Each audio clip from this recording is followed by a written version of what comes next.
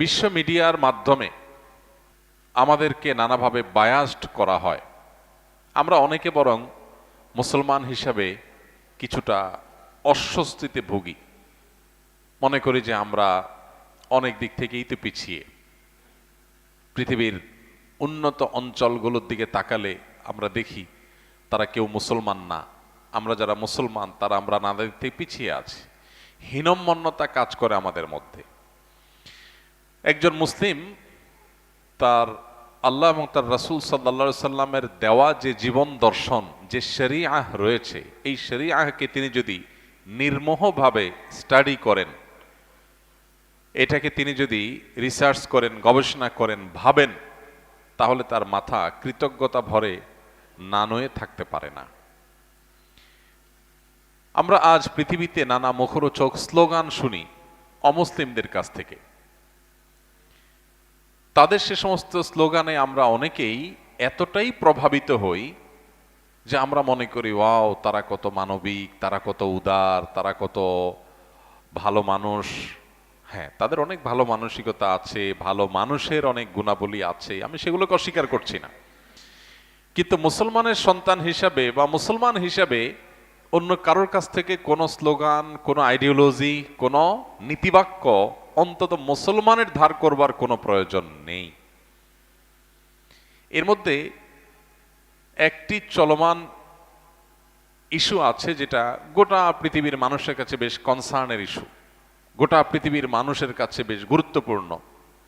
গোটা বিশ্বের মানুষ যে ইস্যুতে অনেক বেশি সরব, আর সেই ইস্যুটা হলো সংখ্যালঘু ইস্যু, ভিন্ন মতের মানুষদের প্রতি সহমর্মিতার ইস্যু, অন্যের মতকে শ্রদ্ধা জানাবার ইস্যু, অন্য ধর্মাবলম্বীদের প্রতি সদা জাগ্রত থাকা, তাদের অধিকারের ব্যাপারে সচেতন থাকার ইস্যু।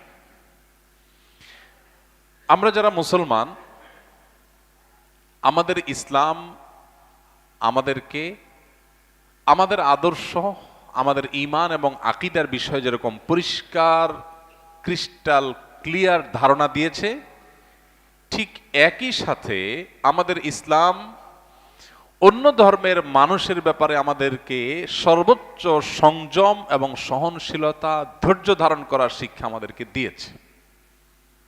আর এই শিক্ষাটা পাওয়ার কারণে বিচ্ছিন্নভাবে নানাবিধ ভুল, বিচ্যুতি, বিভ্রান্তি, অন্যায়, অপরাধ ক্রিয়া আমাদের মুসলমানদের দ্বারা সংগঠন হয়ে থাকলেও সামগ্রিকভাবে মুসলিমরা পৃথিবীর ইতিহাসে, এই ১৫০০ বছরের অতীত ইতিহাসে কখনো এই বিশ্বের কোনো প্রান্তে মুসলিমরা কখনো অন্য ধর্মের মানুষের উপরে ব্যাপক কোনো হত্যাযজ্ঞ, ধ্বংসযজ্ঞ, গণহত্যা, এরকম কোনো ঘটনা মুসলমানরা কখনোই সামগ্রিকভাবে পরিচালনা করে নাই। আপনি শুধু ভারতবর্ষে মুসলমানদের শাসনের যে ইতিহাস, সেটা যদি একটু চোখ বুলান, আপনার কাছে দিনের আলো মতো পরিষ্কার হয়ে যাবে। এই ভারতবর্ষে মুসলমানরা শাসন করে ভারতবর্ষকে সমৃদ্ধ করে রেখে গেছে, এখান থেকে কিছু নিয়ে যায়নি। অন্যরা সবাই শাসন করেছে, শাসন করে পলায়ন করেছে, আর মুসলমানরা শাসন করতে এসেছেন মাজলুমদের আর্তনাদে।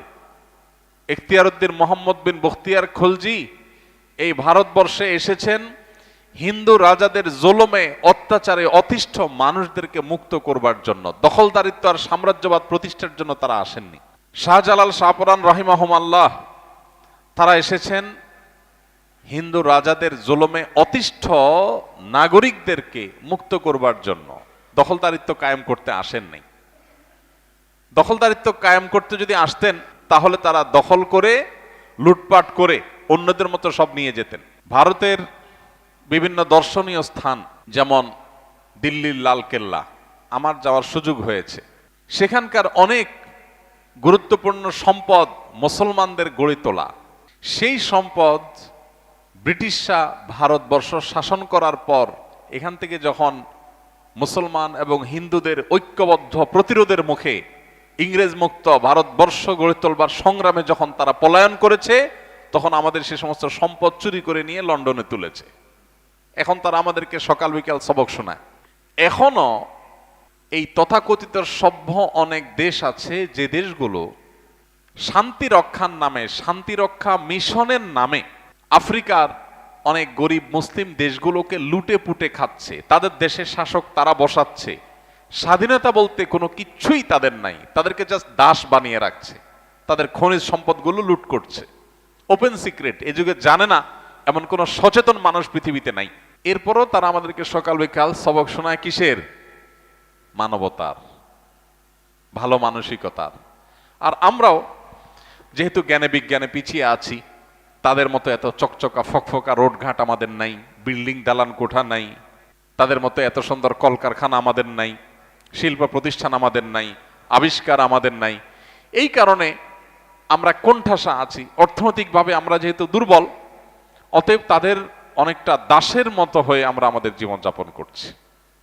তারা আমাদেরকে লোন দেওয়ার নাম করে তাদের বিভিন্ন আইডিওলজি আমাদেরকে ঢুকায় দেয়, পুশ করে, এবং যারা যখন ক্ষমতায় আসে তাদের ঘাড়ে সওয়ার হয়ে আমাদের পাঠ্যক্রমে, আমাদের শিক্ষাক্রমে, আমাদের বই পুস্তকে, আমাদের স্বাস্থ্য খাতে, আমাদের বিভিন্ন ডিপার্টমেন্টে পশ্চিমাদের বিভিন্ন সংস্কৃতিকে এখানে পুশ করে। এবং কোনো এলাকার সংস্কৃতিকে যদি দখল করা যায়, তো এটাই হলো এই যুগে ওই দেশটা দখল করার নামান্তর। তো সেই চেষ্টাই তারা করছে এবং অনেকখানি সফল। এজন্য আমাদের অর্থনৈতিক মুক্তি যতদিন না হচ্ছে ততদিন পর্যন্ত আসলে আমাদের এই দুরবস্থা থেকে মুক্তি পাওয়ার কোনো পথ আমাদের সামনে খোলা নাই। আমি যে বিষয়টি বলছিলাম সংখ্যালঘু ইস্যু, আপনি দেখবেন আমাদের পার্শ্ববর্তী দেশ থেকে আমাদেরকে সকাল বিকাল দুপুর রাত নিয়ম করে আমাদেরকে প্রতিনিয়ত সবক শোনানো হয়, সাবধান, সংখ্যালঘুদের অধিকার নষ্ট হচ্ছে, তাদের হান হচ্ছে, তাদের তান হচ্ছে। পশ্চিমারা আমাদেরকে সারাক্ষণ দৌড়ের উপর রাখে, চাপুর উপর রাখে। হিন্দু থেকে কেউ মুসলমান হলে সে যেরকম গরুর গোশত একটু বাড়ায় খায় মুসলমানিত্ব জাহির করার জন্য, আমাদেরও যারা যখন ক্ষমতায় থাকে পশ্চিমাদের কাছে ভালো সাজার জন্য হুজুরদেরকে দৌড়ের উপর রাখা, সংখ্যালঘুদেরকে জামাই আদরে রাখার জন্য একটু বেশি কসরত করে। সব সময় এটা হয়।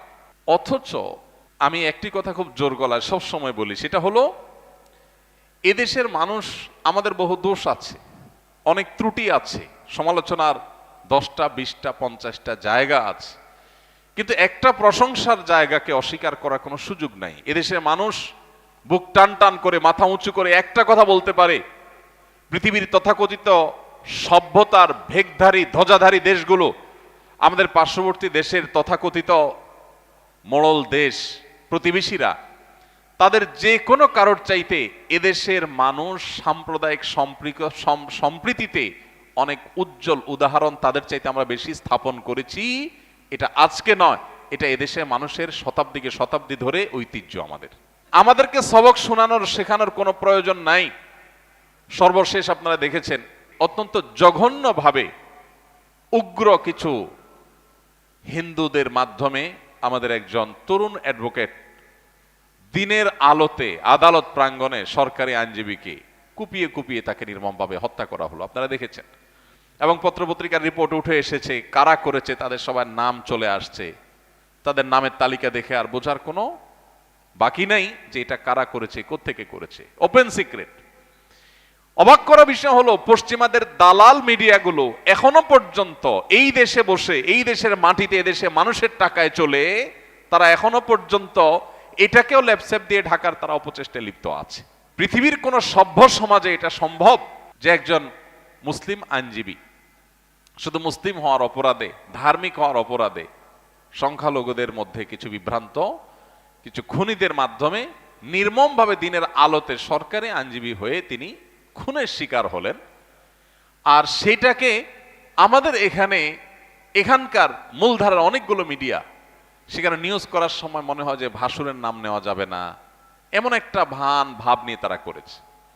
আমরা চেষ্টা করেছি আমাদের জায়গা থেকে মানুষকে শান্ত রাখবার জন্য। আমি ব্যক্তিগতভাবে দেশের প্রথম সারির যে সমস্ত ওলামা একরাম আছেন, একজন একজন করে আমি অনেককে ফোন করেছি এবং তাদেরকে রিকোয়েস্ট করেছি যে সবাই আমাদের সর্বস্তরের মুসলমান ভাইবোনকে, এমনকি শুধু মুসলমান না, আমাদের হিন্দু ভাই বোনদেরকে, অন্য সবাইকে শান্ত থাকতে বলেন। কোনোভাবে যাতে আমাদের দেশের সাম্প্রদায়িক সম্প্রীতির যে উজ্জ্বল ঐতিহ্য আছে এটাতে কালিমা কেউ লাগাতে না পারে। আমরা ধৈর্যের সর্বশেষ সীমা পর্যন্ত যেতে চাই। আলহামদুলিল্লাহ বাংলাদেশের মানুষ এবারও তাদের ধৈর্যের পরীক্ষায় উত্তীর্ণ হয়েছেন।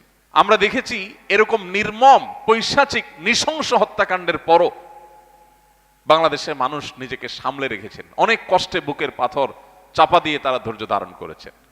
এরপরেও দেখবেন সকাল বিকাল দুপুর নিয়ম করে আমাদেরকে সবক শোনাবে তারা যে সাম্প্রদায়িক সম্প্রীতি রক্ষা করতে হবে, সংখ্যালঘুদের অধিকার রক্ষা করতে হবে।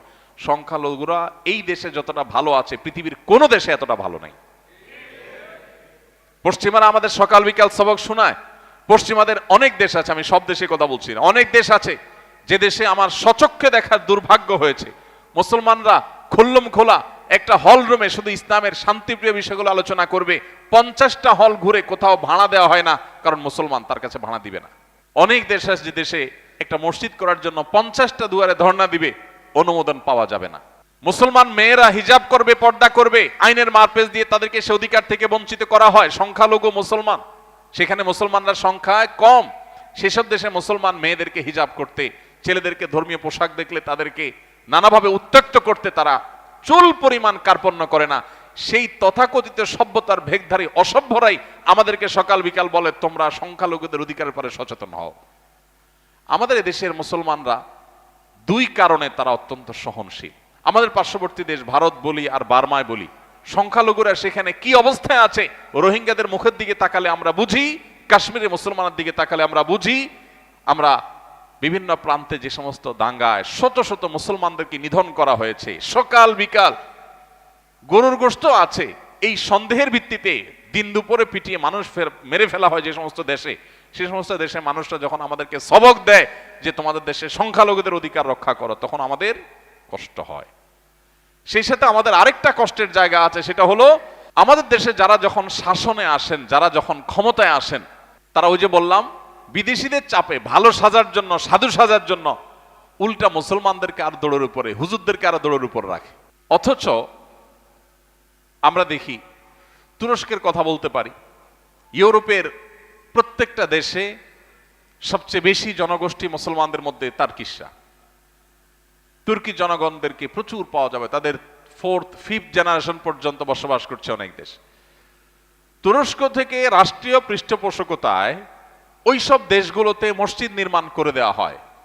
অনেক জায়গায় ইমামদের বেতন তুরস্ক থেকে যায়, মুয়াজ্জিনদের বেতন যায়। অমুসলিম প্রধান দেশ, সেখানকার তার্কি জনগণ যাতে তাদের ঈমান আমল, তাদের ইসলামী যে বন্ধন, সেটা যেন তারা অটুট রাখতে পারে, সেজন্য এই উদ্যোগ তারা গ্রহণ করে। বিভিন্ন দেশে দেশে এটা আছে। আমাদের দেশীয় মুসলমানরা যারা বিভিন্ন দেশে আছে পশ্চিমে, তাদের জন্য আমাদের কোন সরকার আজ পর্যন্ত সরকারি উদ্যোগে কোনো মসজিদ করেছে এটা কখনো স্বপ্নেও আমরা ভাবতে পারি না। এক দু জায়গায় থাকতে পারে বিচ্ছিন্ন, বাকি আমার জানা মতে আমি কোথাও দেখি নাই যত জায়গায় গেছি। আমাদের দেশের মুসলমানরা ভালো থেকেও সবসময় তারা দৌড়ের উপরে থাকতে হয়। মালয়েশিয়ান রাষ্ট্রপতি বা প্রধানমন্ত্রী যখন পশ্চিমে যান, তখন তারা মসজিদে যান, তাদের দেশীয়দের সাথে মিশেন এবং তারা ইমামতি করে নামাজ পড়ান। আর আমাদের দেশের যারা যখন ক্ষমতা থাকেন, দায়িত্বে থাকেন, তারা যে মসজিদ থেকে কত দূরে থাকা যাবে, কারণ না হলে প্রভুরা নাখোশ হয়ে যাবে। মসজিদে গেলে আবার বলবে মৌলবাদী হয়ে গেছে নাকি, এরা জঙ্গি হয়ে গেছে নাকি। আবার এই দৌড়ের উপরে থাকে, তারা ভালো মানুষ থাকার চেষ্টা করে। এদেশে মুসলমান হিন্দু ভাইদের সাথে আমাদের মুসলমানদের সম্পর্ক হলো এদেশে নাগরিক হিসাবে ভাই বোনের মতো আমরা মিলেমিশে থাকি। এত কিছুর পরও কিছু না হইলেও আমাদের পার্শ্ববর্তী দেশ থেকে হিন্দুদের ব্যাপারে তারা একের পর এক তারা উৎসাহ প্রকাশ করে। কিন্তু ভারতে মুসলমানদেরকে মেরে যদি কচুকাটা করে ফেলা হয়, আমার দেশে কোন সরকারকে বলবেন, দেখবেন না এটা বলতে যে ওখানে মুসলমানের অবস্থা কেন হচ্ছে, জবাব দাও, এটা দেখবেন না। আমরা সবসময় দৌড়ের উপরে থাকি, দৌড়ের উপর রাখি না কখনো। ভাইরা আমার, আলহামদুলিল্লাহ এই গৌরবের কথা আপনাদের সাথে আবারও আলোচনা করার উদ্দেশ্য হলো যে আমাদের এই ঐতিহ্যকে আমাদের ধরে রাখতে হবে, কোনো ফাঁদে পাও দেওয়া যাবে না, কোনো উস্কানিতে পাও দেওয়া যাবে না। আমাদের যে এই একটা গর্বের জায়গা আছে যে আমরা অন্য ধর্মাবলম্বীদের প্রতি সহনশীল। আমাদের এখানে হিন্দু, বৌদ্ধ, খ্রিস্টান, মুসলিম ঐক্যবদ্ধভাবে আমরা একটা সমাজ গঠন করেছি, আমরা একে অন্যের প্রতি সিম্পেথি দেখাই। এখানকার মুসলমানরা বিগত পরিবর্তনের পর নতুন পরিবর্তিত পরিস্থিতিতে মুসলমানদের পক্ষ থেকে উদ্যোগ নিয়ে, মাদ্রাসার ছেলেরা উদ্যোগ নিয়ে মন্দিরগুলো পাহারা দিয়েছে। পৃথিবীর কোন দেশে উদাহরণ আপনি দেখাতে পারবেন? একটা দুইটা নয়, প্রতিটা পাড়া মহল্লায় ওলামায়ে কেরাম উদ্যোগ নিয়েছেন, সাধারণ মানুষ উদ্যোগ নিয়েছেন, তারা উদ্যোগ নিয়ে নিয়ে মন্দিরগুলো পাহারা দিয়েছেন। এত কিছুর পরও আপনি দেখবেন যে তারা আমাদের উপরে খুশি না, তারা আমাদের উপরে সন্তুষ্ট না। আল্লাহ এই জন্যই বলেছেন, ওয়ালা তাজিদান্না আশাদ্দান নাসি আদাওয়াতান লিল্লাযিনা আমানু আল ইয়াহুদ ওয়াল্লাযিনা আশরাকু। হে মুসলিমরা, মনে রাখবে দুটি সম্প্রদায়ের মানুষকে তোমরা তোমাদের প্রতি শত্রু ভাবাপন্ন পাবে। তারা সবচেয়ে বেশি শত্রুতা এবং হিংসা অন্তরে লালন করে তোমাদের ব্যাপারে। তাদের এক শ্রেণী হলো ইহুদি, আরেক শ্রেণী হলো মুশরিক। এই মুশরিকদেরকে কখনো তোমরা খুশি করতে পারবা না, সবকিছু উজাড় করে দিলেও তাদেরকে তোমরা খুশি করতে পারবা না, তারা তোমাদের প্রতি শত্রুতা লালন করবে। আল্লাহর এই কথার উজ্জ্বল দৃষ্টান্ত যেন আমরা আমাদের হাতের সামনে, চোখের সামনে এখন দেখতে পাচ্ছি। ভাইরা আমার, শিক্ষা গ্রহণ করবার সময় এবং সুযোগ আমাদের আসে। অনেক মুসলমান নিজে হীনম্মন্যতায় ভোগেন, আপনার ইসলামটাই আপনাকে এই সহনশীলতা শিক্ষা দেয়। কেন বাংলাদেশের মানুষ বা গোটা বিশ্বের মুসলমানরা এতটা সহনশীল কেন? এই সহনশীলতার দুটি কারণ, বিশেষ করে আমাদের দেশীয় প্রেক্ষাপটে আমি দুটি কারণের কথা বলবো। তার একটি হলো, আমার ইসলামটাই আমাকে বাধ্য করে আমার অন্য ধর্মাবলম্বী ভাইকে তার ধর্মীয় স্বাধীনতা দিতে, তার ধর্মীয় স্বাধীনতায় হস্তক্ষেপ না করতে আমার ইসলামই আমাকে নির্দেশ করে, আমার ইসলামই আমাকে সহনশীলতার কথা বলে। আল্লাহ সুবহানাহু ওয়া তাআলা কোরআনে কারিমে বলেছেন, লা ইকরাহা ফিদ্দীন, ধর্ম গ্রহণে কোন প্রকার জবরদস্তি করা যাবে না কাউকে। ভাইরা আমার, আমি প্রায়শই একটা কথা বলি, সেটা হলো আজ এই 2024 সালের এই পৃথিবীতে এখন পরমত সহিষ্ণুতার কথা এটা বলাটা অনেক সহজ, এটা বলাটা অনেক ফ্যাশনের ব্যাপার। কিন্তু 1400 বছর আগের পৃথিবী যেমন ছিল, সেই পৃথিবীর বুকের উপর দাঁড়িয়ে ইসলাম বলেছে, লা ইকরাহা ফিদ্দীন, ধর্ম গ্রহণে কাউকে কোনো জবরদস্তি করতে পারবে না। আজ আপনারা যে সমস্ত স্লোগান, যে সমস্ত নীতিবাক্য বলে আধুনিক হচ্ছেন, সভ্য হচ্ছেন, ইসলাম সেগুলো 1500 বছর আমাদেরকে বলে দিয়ে গেছে। এবং সেই শিক্ষার কারণে মুসলমান যথেষ্ট সংযমী। আমার ইসলামই আমাকে আপনার স্বাধীনতা দিতে নির্দেশ করে, আমার ইসলামই আপনার ব্যাপারে আমাকে সহনশীল থাকতে বলে, আমার ইসলামই আপনার ব্যাপারে আমাকে সর্বোচ্চ ধৈর্য এবং সংযমের পরিচয় দিতে বলে। এই জন্য এই অঞ্চলে মানুষ সাম্প্রদায়িক সম্প্রীতি বলেন, অন্য ধর্মাবলম্বীদের প্রতি সহনশীল থাকা বলেন, এই জায়গাতে আমাদের সবচেয়ে বেশি উদ্বুদ্ধ করে এবং এই অঞ্চলে মানুষ সেটাকে ইমপ্লিমেন্ট করে, কারণ আমাদের ইসলাম। নাম্বার 2, এই অঞ্চলের যে ধর্মীয় নেতৃত্ব আছে, ওলামায়ে কেরাম আছেন, ওলামায়ে কেরামের আপনি 10টা 20টা সমালোচনা করতেই পারেন, মানুষ হিসেবে তাদের বহুত ভুল বা বিভ্রান্তি থাকতেই পারে, ত্রুটি থাকতেই পারে, কিন্তু স্পর্শকাতর সময়গুলোতে ওলামায়ে কেরাম স্বজাতিকে, অনুসারীদেরকে সঠিক গাইড করতে তারা ভুল করেন না। তারা খুবই দায়িত্বশীলতার সাথে স্পর্শকাতর ইস্যুগুলোকে ডিল করেন এবং মানুষকে সঠিক গাইড করেন। তারা বেশিরভাগ ক্ষেত্রে আপনি দেখবেন তারা এমন কোনো বক্তব্য, এমন কোনো বিবৃতি, এমন কোনো উস্কানি দেন না যেটা ফলে সমাজে অশান্তি হতে পারে, বরং মানুষকে শান্ত করেন, গালি খেয়েও শান্ত করার চেষ্টা করেন। অতএব ইসলামের এই সৌন্দর্যগুলো দেখে আমাদের আরো ঈমান আমাদের বৃদ্ধি হওয়ার কথা, আমাদের ঈমান বৃদ্ধি হওয়া দরকার। ঈমানের ইসলামের প্রতি আমাদের বেশি আরো আস্থা এবং বিশ্বাস তৈরি হওয়ার কথা, যে ইসলাম আমাকে যা দিয়েছে এটাই আমার সর্বোচ্চ আধুনিক, সর্বোচ্চ সভ্য, সর্বোচ্চ ভালো মানুষ হওয়ার জন্য যথেষ্ট। আলহামদুলিল্লাহ।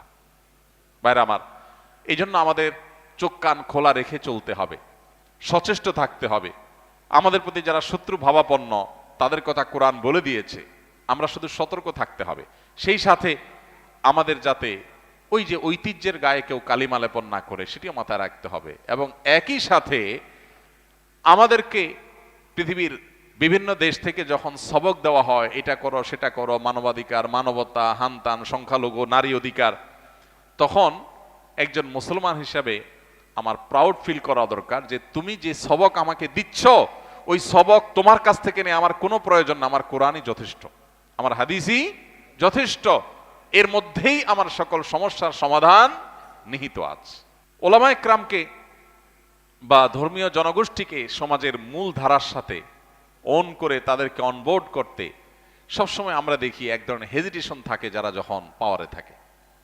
অথচ এদেশের মানুষ ধর্মপ্রাণ, এদেশের মুসলমানরাও ধর্মপ্রাণ, হিন্দু ভাইরাও তাদের ধর্মপ্রাণ। অতএব এই ধর্মপ্রাণ মানুষের দেশে ধর্মীয় মূল্যবোধকে যদি শ্রদ্ধা না জানানো হয়, ধর্মীয় ব্যক্তিত্বকে যদি অনবোর্ড করা না হয়, তাদেরকে যদি আপন করা না হয়, তাদেরকে যদি রাষ্ট্রকে ওন করতে দেওয়া না হয়, তাদেরকে যদি দূরে ঠেলে রাখা হয়, কোণঠাসা করে রাখা হয়, তাহলে কি হবে?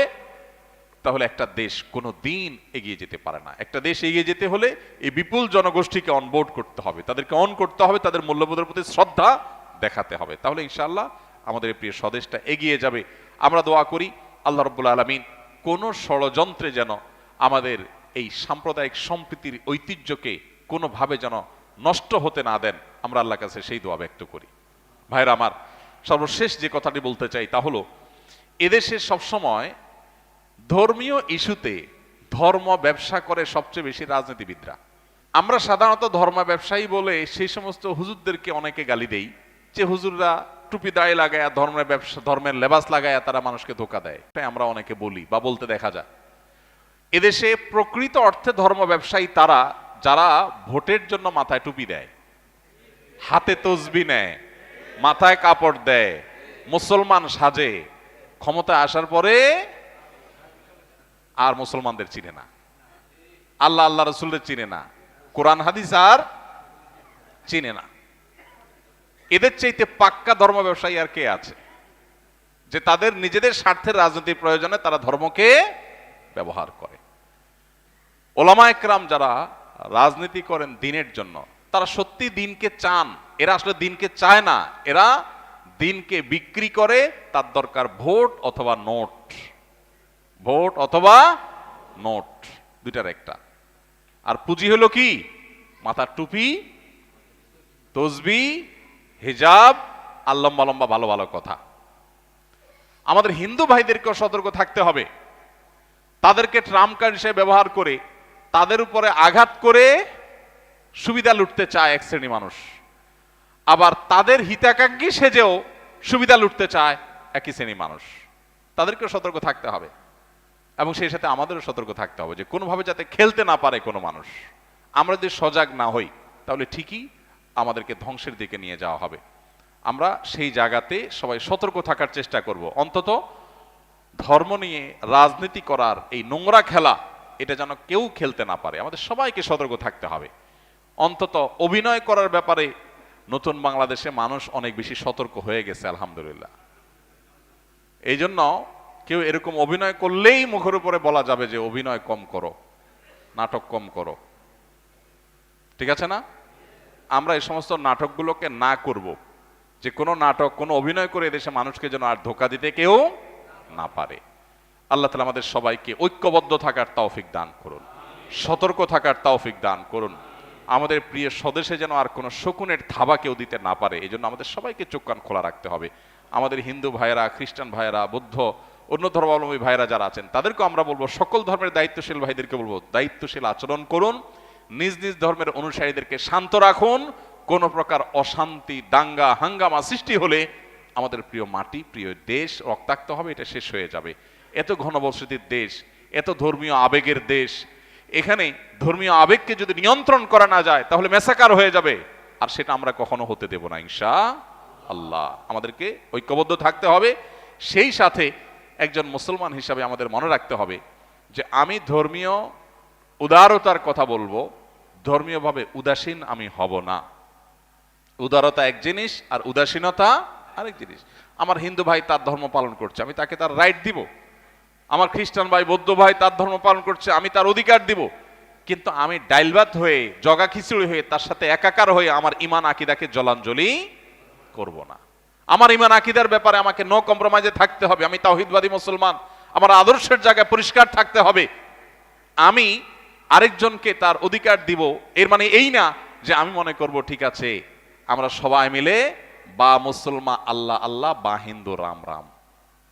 একটা উর্দু কবিতার অংশ যে মুসলমানদের সাথে মসজিদে আল্লাহ আল্লাহ করব, আবার হিন্দুদের সাথে মন্দিরে যায় রাম রাম করব। এই দুই নাম্বারই করা কোনো আদর্শবাদী মুসলমানের কাজ হতে, যার কোনো আদর্শ নাই, মুখে আল্লাহ বিল্লাহ বলে, মুখে তাওহীদের কথা বলে, আবার যা আরেকটাও করে, এ হলো দেউলিয়াপনা মুসলমান, দেউলিয়া মুসলমান, যার আদর্শের কোনো ভিত্তি নাই, যে বিশ্বাস করে ইন্না শিরকা লাযুলমুন আযীম, আল্লাহর জমিনে সবচেয়ে বড় অপরাধ আল্লাহর সাথে শিরক করা, এটা আল্লাহ তাআলা মাফ করবেন না। সে কখনো শিরকের ধারে কাছে যেতে পারে না, শিরকে সহযোগিতা করতে পারে না। কেউ শিরকে তার ধর্ম হিসাবে গ্রহণ করছে, তাকে সে রাইট দিবে, অধিকার দিবে, নিরাপত্তা দিবে, সেখানে কাউকে কোনো প্রকার আঘাত করতে দিবে না। এর মানে এই না যে তার আদর্শকে জলাঞ্জলি দিয়া সে জগাখিচুড়ি হয়ে ধর্ম যার যার উৎসব সবার হয়ে সে একাকার হয়ে মিশে যাবে না। মিশেই যদি যান আপনি, তাহলে আপনার আদর্শ থাকলো কোথায়, বিশ্বাস থাকলো কই? আপনি সব ক্ষেত্রে অতি উদার হয়ে যান, তাহলে আপনার আদর্শ জিরো, আপনার কোনো আদর্শ নাই, আপনি মুসলমান না। অতএব ভাইরা, এখানে উদারতা এবং উদাসীনতার মধ্যেও আমাদের কি করতে হবে, পার্থক্য করতে হবে। আল্লাহ রাব্বুল আলামিন আমাদের সবাইকে ফিতনা সংকুল সময় আমাদের ঈমানকে অটুট রাখবার তৌফিক দান করুন। সকল প্রকার ষড়যন্ত্র থেকে আল্লাহ তাআলা আমাদের এই প্রিয় ছোট্ট মাতৃভূমি থেকে আল্লাহ তাআলা হেফাজত করুন, এবং আমাদের মধ্যে এই যে বিভিন্ন সম্প্রদায়ের বিভিন্ন ধর্মের মানুষের মধ্যে সহাবস্থান রয়েছে, শান্তিপূর্ণ ঐতিহ্য রয়েছে, এটাকে আল্লাহ তাআলা আমাদের ধরে রাখার তৌফিক দান করুন। আমি একটি উদাহরণ প্রায় সময় দেই। চট্টগ্রামে হাটহাজারী মাদ্রাসায় আমি পড়েছি, সেখানকার ছাত্র। বাংলাদেশের সবচেয়ে প্রাচীনতম সবচেয়ে বড় ধর্মীয় শিক্ষা প্রতিষ্ঠান হাটহাজারী মাদ্রাসা। মাদ্রাসার মসজিদের যে ওয়াল আছে, এই ওয়ালের ঠিক কোল ঘেঁষেই একটা মন্দির আছে। সেই শৈশব থেকে আমরা দেখে আসছি, শত বছরের ঐতিহ্য এই মাদ্রাসা, আবার একই সাথে এই মন্দির পাশাপাশি। কিন্তু এই হাটহাজারী মাদ্রাসা থেকেই হেফাজতের উত্থান হয়েছে।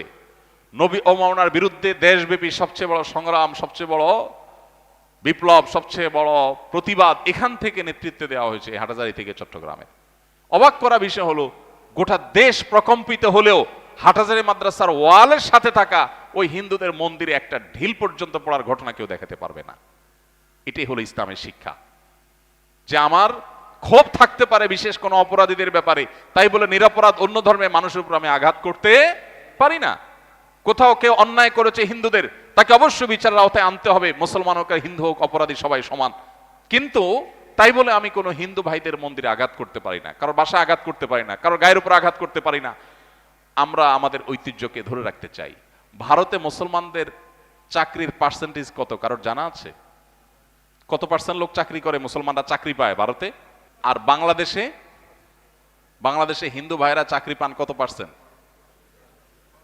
আপনি প্রশাসনে তাকান, আপনি স্বাস্থ্যের বিভাগের দিকে তাকান, আপনি পুলিশ প্রশাসনে তাকান, যেদিকে তাকাবেন দেখবেন যে মাশাআল্লাহ হিন্দু ভাইদের চাকরির হার এই দেশে পৃথিবীর কোন দেশে সংখ্যালঘুদেরকে এত হারে চাকরি দেওয়ার নজির পৃথিবীর কোন দেশ বলতে পারবে না, যেটা এই দেশ দেখিয়েছে। এরপরও আমাদেরকে সংখ্যালঘুদের অধিকারের সবক শোনাইতে আসো তোমরা, তোমাদের মুখে এটা মানায় না, তোমাদের মুখে এটা মানায় না। তোমরা আমাদের এটা বলার কোনো অধিকার রাখো না। তোমরা কে এটা বলার?